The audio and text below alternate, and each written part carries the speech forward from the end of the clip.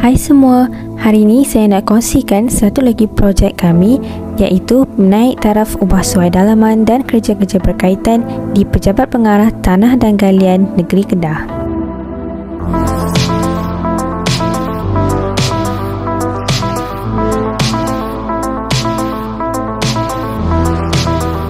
Untuk pejabat utama, konsep yang digunakan adalah Modern Lavish.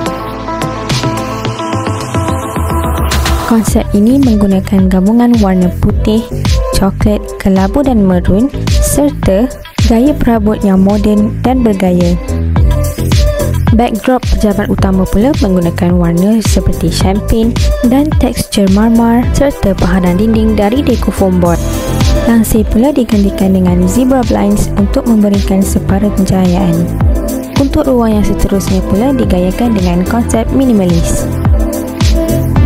Warna neutral carpet tile dan built-in furniture berwarna putih memberikan keselesaan dan rasa nyaman pada ruang. Ruang rehat yang selesa pasti menjadi keinginan setelah penat bekerja. Bilik persalinan dilengkapi dengan sofa, almari pakaian dan mini mihrab sesuai juga digunakan sebagai ruang solat.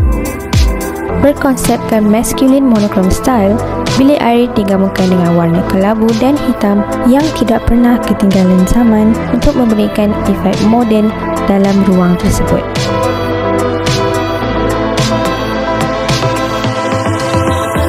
Bilik mesyuarat juga berkonsepkan modern lavish.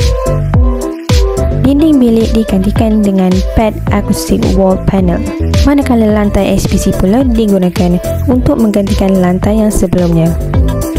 Papan tanda deco foam board pada dinding serta gabungan warna neutral membuatkan ruang kelihatan mewah.